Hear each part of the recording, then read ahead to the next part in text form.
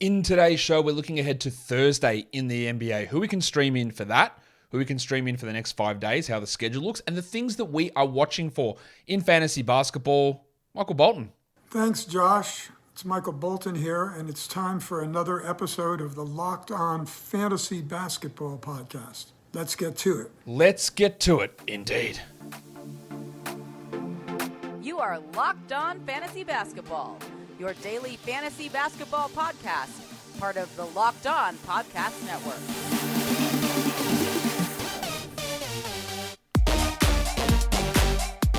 Hello and welcome to the Locked On Fantasy Basketball podcast brought to you by Basketball Monster. My name is Josh Lloyd and I am the lead fantasy analyst at basketballmonster.com. And you can find me on Twitter as always at redrock_bball, on TikTok at redrock_bball, on Instagram at Locked On Fantasy Basketball, and Substack, joshlloyd48.substack.com. Today's episode is brought to you by LinkedIn. LinkedIn Jobs helps you find the qualified candidates that you want to talk to faster. Post your job for free at linkedin.com/LockedOnNBA. Thank you for making Locked On Fantasy Basketball your first listen every day. We are free. We are available on all platforms. We had a look at Thursday. There's only 3 games on. We'll look at those 3 games. We'll look at streaming options. We're going to look at shorter-term streaming options as well. I did a waiver wire show earlier in the day, so you can go check that out. Also, Warnie. Let's get it on, Gilly. First game, ClippersHeat. It's a back-to-back for the Clippers. Do not expect Kawhi Leonard to play in this one. Also, I'm pretty sure that Paul George won't play in this one. John Wall will return. He's missing Wednesday's game. We don't know the status of Marcus Morris. He's dealing with an illness. He'll miss Wednesday's game as well. So there's a lot of, Norm Powell about. Luke Kennard's also missing Wednesday, so I expect Kennard and Wall will play on Thursday, and George and Leonard will be out. Morris is the debatable one there. For the Heat, well, Gabe Vincent and the Undertaker Dwayne Dedmon are both, they both missed last game. They're questionable. Their appearances impact the minutes of guys like, say, Haywood Highsmith, and even players like Max Strus or Nikola Jovic got backup center minutes last game too. So there are quite a few things there. For the Clippers, with the likely absence of Leonard and George, I do expect that Terrence Mann, whether he starts or it's Kennard that starts, they're both going to have good value because Norman Powell will also be sidelined. So Mann can be a streamer, especially on a day with just 3 games on. So there is value in streaming him. Maybe a little bit less value in, say, what there was with Amir Coffey. But Mann and Batum get that little bit of a boost. I also want to watch Reggie Jackson. I don't think Reggie Jackson's a 12-team league guy. And it would have been better for Reggie Jackson had John Wall been out on Thursday instead of Wednesday. But there has been times when George and Leonard have been out that Jackson and Wall play together and Reggie pushes 30-plus minutes. He's always a real lottery pick, sort of a guy. Like, you can grab him. He might take 20 shots and hit 13 of them and give you 30 points. Or he might play 22 minutes and go 1 of 9 for 4 points. It's always an opportunity to stream him on a low-volume day, especially when there's likely 3 rotation players out in Leonard, Powell, and George. But it could go tits up really, really quickly. But we want to see where he fits. And then one of the things I do want to see is, is he going to lose the starting job? I don't think just yet, but I think there is a potential for that to happen. For the Heat, Caleb Martin and Haywood Highsmith. Highsmith played 28 minutes last game. He somehow did less than Caleb Martin, and Caleb Martin scored 3 points. But both of these guys have had little moments over the journey. I do expect Jimmy Butler to return in this game. He missed last game for rest, so he should be back. So what that does and how that impacts Martin and Highsmith, the interplay between those two in the rotation. Now, Martin feels locked in as the starter, but what if he plays 25 and Haywood Highsmith plays 22? All right, that obviously dulls the impact. Now, the Heat are in the midst of this really great week for fantasy, for streaming, so we're holding Martin and we're looking at Highsmith in deeper leagues. But Haywood is getting more minutes for his defensive ability. He's marginally bigger than Caleb Martin. He's probably more defensively inclined than Caleb Martin, but a much worse shooter. So how those two work, is there any change in the rotational decisions that gets made by Eric Spoelstra? And can Highsmith push for a larger role? We're still holding Martin, but that's really just schedule dependent at this point. I don't think we're doing it for his value because it's not really all that good. Let's go to the next game. We're looking at the Rockets and the San Antonio Spurs. Rockets are 1-point favorites because the Spurs are honestly dreadful. They are so bad. And their team was set up to be bad, but they're the only team that is sort of outright, fudging injury reports at this point. To me, that they are, without any question to me, extending guys' injury statuses. They're the only ones where I'm like, pull up, guys. And for that reason, I don't want them to get Victor Wembanyama. I hope they don't win the lottery because they are the ones who are pulling this shit, right? No one else. It's just them. Injury-wise, the wild thing, Jayshawn Tate, he will remain out for the Houston Rockets. Even the wild thing's gone well. I can't do much about that. And despite not playing for how bloody long has it been? We last saw these guys on the 26th of November. Jakob Poeltl and Jeremy Sohan. Zohan now. They're doubtful again. So it's going to be over a week since when they've played. So what that means, and the Spurs have it's only a 2-game week for the Spurs, but they play Thursday, low volume day, Saturday, low volume day. They miss the high volume Friday. So what that means is that we have opportunities for a bunch of players again. Doug McDermott and Joshie Richardson are both probable, so they should return. And Devin Vassell's unfortunately questionable. So there is a lot of stuff potentially happening with this team. So it means we go back to Zach Collins. Now, his 3 starts were disappointing. 27 minutes and then 22 with a foul out and 17 with foul trouble. What we want to watch that. And I've gone out of order here. I'll talk about Houston in a second. But Zach Collins, I believe, is a strong add. 2 quality games over the next 3 nights, starting at least one of them. I don't think he'll be as shit as he was the last 2 games. I would add him. I also think Keita Bates-Diop is a good option because with Sohan out and Vassell potentially out, Bates-Diop is going to start. He played 28, 34, and 31 minutes the last 3 games. 2 quality games in the next 3 nights. A starter who's going to play at least 30 minutes, around 30 minutes in at least 1 game, maybe 2. I think it's worth it. Now, McDermott is back, but they won't start McDermott, I'm pretty sure. So Bates-Diop is a stream option. For the Rockets, I want to watch Jalen Green, whose production's been all over the place. Sometimes we get these efficient scoring games. Sometimes we get these big assist games. Sometimes we get tons of free throws. I really want to see if we can develop consistency. One thing I do like is that 3 of the last 4 games he's gone 35 or more minutes. That's an encouraging sign. And the 2 that he's played in his last 5 games that have been under 35 have been 31, and they've been in blowouts against the Nuggets and the Warriors. He's getting there. It's slow. He is getting there, and there are always going to be field goal percentage disasters for Jalen, but let's see what he is able to do. Now, Tari preseason. I really like, obviously, what Eason can do. The problem we're going to have here is Eric Gordon playing, and that's going to limit what Eason's playing time is, which is unfortunate. Tari remains a luxury stash who provides 14 team league value with clear 12 to top 100 top 12 team league or top 100 upside. When that happens, it might be March.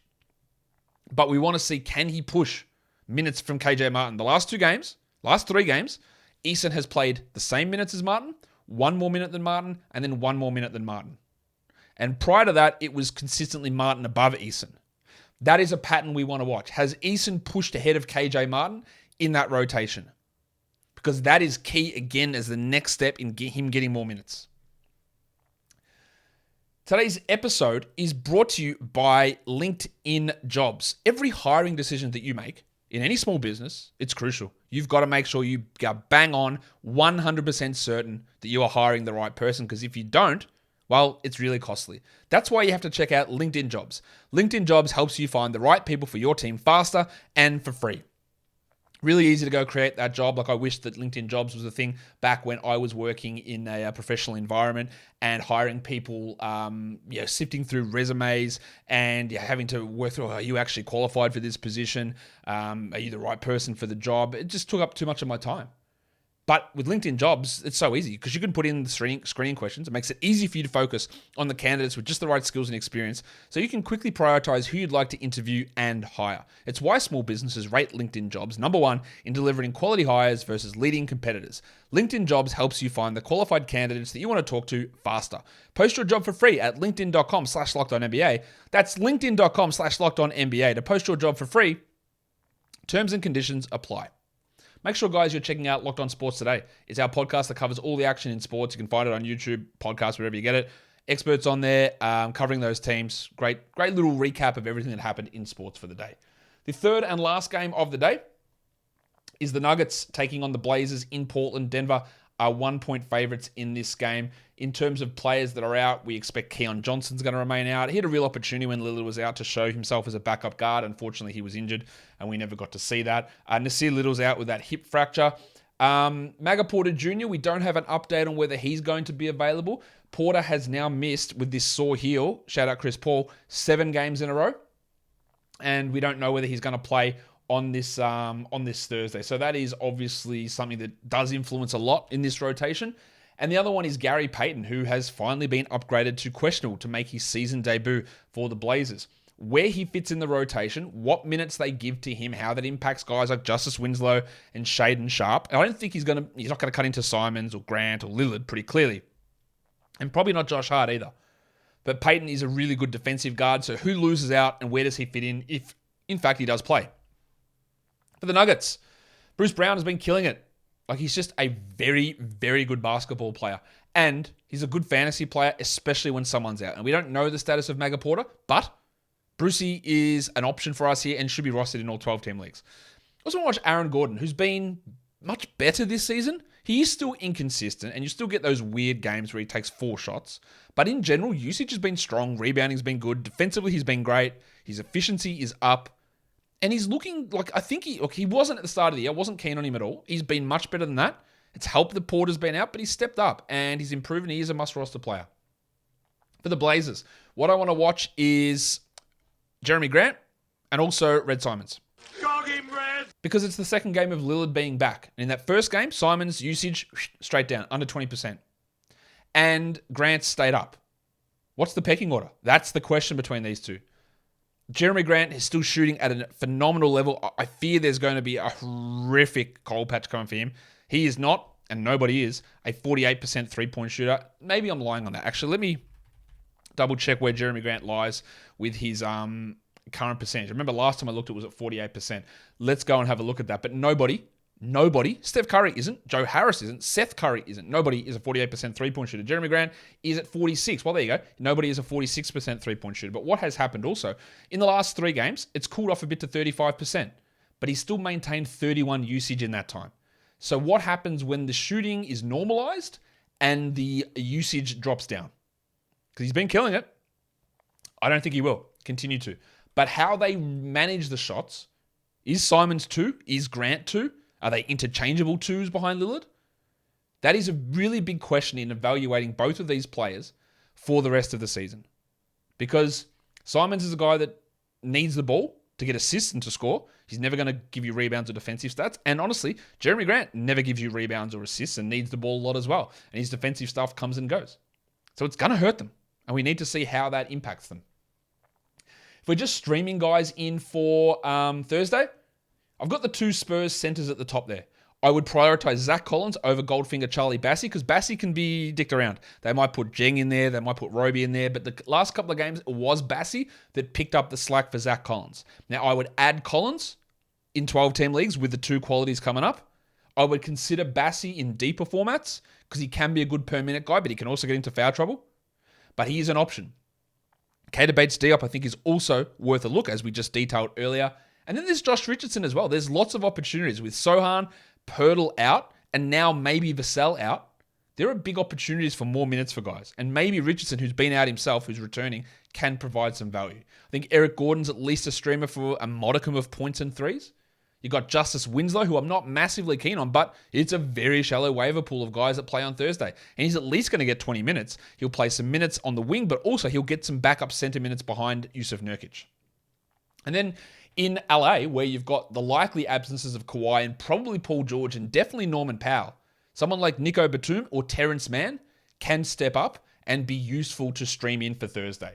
For deeper formats, these guys are all available in over 90% of leagues. It's similar names: Bassey, Bates, Diop, Richardson, Gordon, Batum, Mann. Throw in Victor Oladipo, though, because at least he should play 20 minutes, especially if, say, Vincent is out. But Oladipo, he was okay, but he scored 7 points in the fourth quarter. That made his line look a little bit better. We want to watch Oladipo to see what his role is, to see where he pushes from here, to see if he can get 25 or not. I do not think under any circumstance that he is a 12-team league player. But in a deeper league, yeah, sure. And then Doug McDermott. We can get points, we can get threes. If you're desperate for threes, you might even consider him in even a 12 or 14-team format. But he's never going to be a great all-round fantasy producer. For points leagues, similar names there. These are all available in over 50% of Yahoo formats. You got Zach Collins, Caleb Martin, Charles Bassey, Bates Diop, Tari Eason, Josh Richardson, Justice Winslow, and Eric Gordon. I think I've talked about all of those players already. So let's look at the next 5 days. It's covering the rest of this week: Thursday, Friday, Saturday, Sunday, and then Monday in week 9. There is only one high volume day in the next 5 days, and that is Friday. So 4 quality game opportunities. So who are some guys who've got a nice little run at things that we can add to get some real bonuses for the one waiver wire ad? Well, the Heat, Caleb Martin. So Caleb Martin, Max Strus, Deeper Leagues, Haywood Highsmith. Deeper Leagues, Gabe Vincent. 3 qualities in the next 5 days. So they play they play Thursday, they play Saturday, they play Monday. Really good value for those guys. The Spurs and Zach Collins, they've got the Thursday, they've got the Saturday, they've got the Monday as well. I don't know how long Pirtle's going to be out, but I do think taking the chance on Collins is the right decision. He was legitimately nudging up against 12-team value, playing 20 minutes as a backup. The problem was he moved into the starting lineup and shit the bed, so everyone's like, oh, it's the worst call ever. No one's ever going to do that again. Why would you add him? I don't double. It's not doubling down. It's like I've seen this guy be a per-minute guy and be useful enough. It's just that the reverse that happens with so many players. He got the extra opportunity and fouled out and couldn't take advantage of it. But the opportunity's back. Kyle Anderson has 2 low-volume games over the next 5 days. I think he's worth an ad pretty much everywhere. Josh Richardson, maybe, especially if Vassell is doubtful. 3 games for him. Max Strus with 3. Monte Morris with 2. And we know Bradley Beal is out. He's got value to stream in there. This one I'm always doubtful on is Alexei Pokusevski. Sure, the upside is there. You've got opportunities to try him in on 2 low-volume days over the next 5 days, but who bloody knows? Like, he could play 19 minutes, he could play 28 minutes. It's always risky. And then Jeremiah Robinson-Earl's the opposite. He's sort of dead solid with no upside, but he might be 10-6 with a steal and a block. But the fact that you can use him at least twice over that time, it might just be enough to get you over the edge there. And then, just in terms of the next 5 days in general, let's look at bulk value. These guys, those first 5 names on this list, the first 5 names I'm going to go through here, are guys that I think are top 100 players just on a per-game basis over the next 5 days, so that they're worth having on your roster short-term at least. Like Markelle Fultz, he only plays 2 games, but I would make sure he's on my roster. Kyle Anderson's got 3 games over the next 5 days, 2 low volumes, but he's a must-roster player at this time. Lil John Conchar. Okay! He does return to action. He's only got 2 games, but I think he's probably startable. It's borderline. And then Caleb Martin with the 3 games on, that volume of 3 games over the next 5 days gives him some appeal. And then there's some other, the other one is Jalen McDaniel, with 2 games over the next 5 days. He probably is a top 100 player over that 5-day period because of the absence or the likely absence of Ball and the definite absence of Haywood and Martin. And then you've got guys like Monty Morris with 3 games, AJ Griffin with 3 games, and Dorian Finney-Smith with 3 games, who are probably worth taking a look at to minimize your ads and to maximize your games played and get a little bit of value where they're sort of borderline. Griffin's probably a little bit more than borderline. He's better than that in this short term while Hunter and Collins remain out. That'll do it for me today, guys. Don't forget, follow this podcast, Apple Podcasts, Google Podcasts, Stitcher, Spotify, and on the Odyssey app. And if you are here on YouTube, thumb it up. Leave your comments down below. Guys, we are done here. Thank you so much for listening, everyone. See ya.